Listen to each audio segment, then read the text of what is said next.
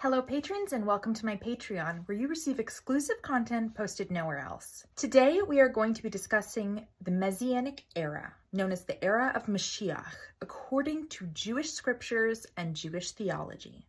Firstly, I'd like to preface this video by apologizing for my inactivity on Patreon. It's because I was extremely sick and it affected my physical health and my mental health, my sleep, and so I just needed some time to recover. Now let's delve in. The word for Messiah in Hebrew is Moshiach, and this word translates to the Anointed One. In Judaism, there are two Moshiachs, two Messiahs, Mashiach, son of Yosef, and Moshiach, son of David. Mashiach, son of Yosef, is the lesser Messiah who ends up perishing, but the ultimate Redeemer, Moshiach ben David, meaning the Messiah, son of David, is the ultimate Mashiach, and we will be speaking about him in this video. Believing in the arrival of Mashiach and the fulfillment of the Messianic prophecies is one of the 13 Jewish principles of faith. There are clear requirements in Jewish scriptures that an individual must meet in order to be considered to be Mashiach. They are as follows. He must be descended from King David on his father's side, specifically through King Solomon. He must be born to two normal human parents. He must restore the third and final Jewish temple. He must gather in the currently exiled Jewish people into the land of Israel. He must end all evil and all sin. He must spread awareness of God's oneness and spread the worship of the one true God amongst all peoples and all nations. He must end all wars by bringing universal peace and harmony. His arrival will cause God to resurrect the dead. All disease and all death shall be ended. He will smite the wicked and judge the poor with righteousness. He will be exceedingly wiser than King Solomon and be greater than all other prophets, next to, of course, Moses. Although the exact time for the Messiah's arrival is a closely guarded secret known only by a few, the great Torah sages have informed us that we are currently in the Ikbot de Meshicha, meaning the birth pangs of the Messiah. This means that we are in the time before the imminent arrival of Mashiach.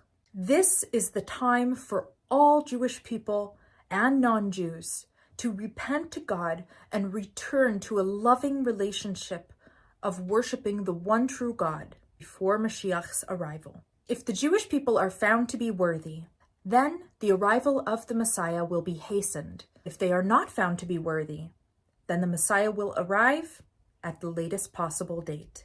But nonetheless, he will arrive. According to Jewish scriptures and theology, here are some of the signs that show us we are approaching the arrival of Mashiach. There will be an increase of insolence and impudence amongst all people.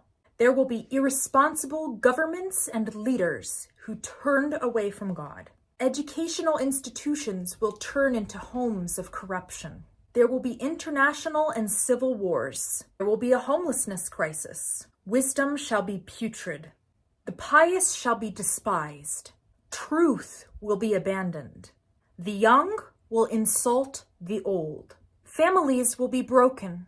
There will be a lack of Jewish religious scholars. There will be a succession of worldly troubles or evil decrees. There will be famines. There will be worldwide epidemics and pandemics. There will be rampant economic inflation. Cursing and blaspheming will become commonplace.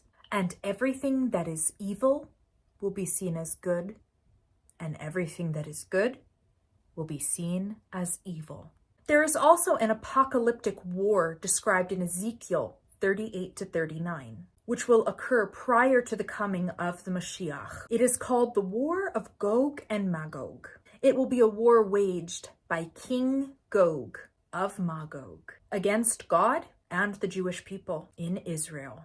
We do not know who the descendants of the nation described in the Bible, Gog and Magog, are.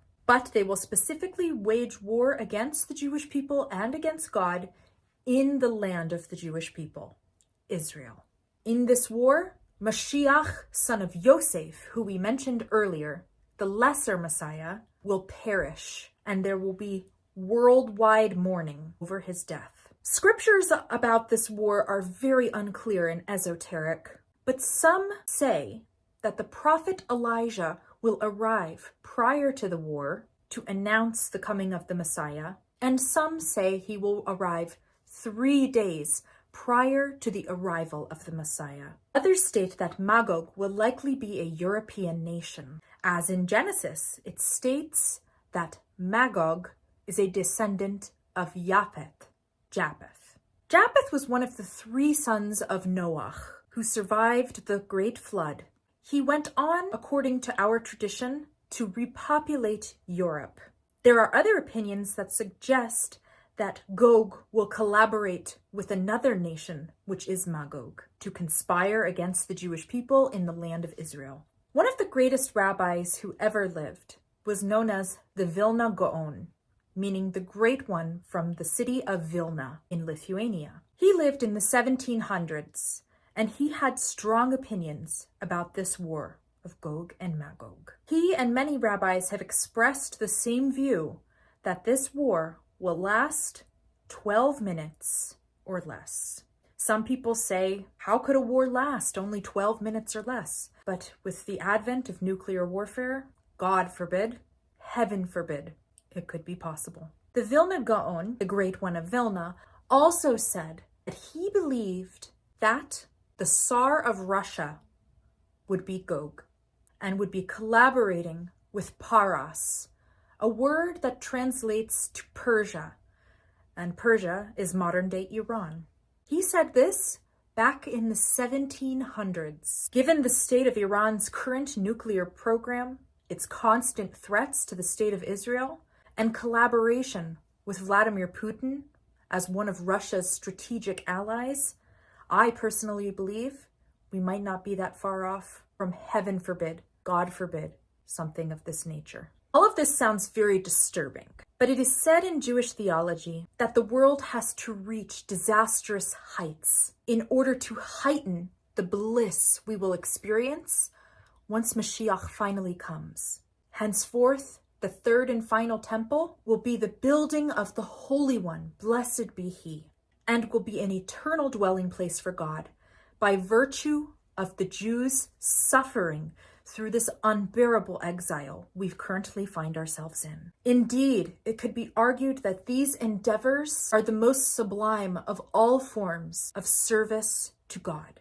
The suffering and withstanding of these spiritual labors we currently find ourselves in. What we are currently dealing with outshines the divine service in the first and second temples. Hence, it is these very endeavors that ensure that the third temple will be God's handiwork and it will stand eternally, because the third temple will come in the wake of the spiritual labors which, in the course of this long exile, have refined the Jewish people time and time again. It is these very labors that will induce God Himself to rebuild the third and final temple, unlike the first and second temple, which were constructed by man.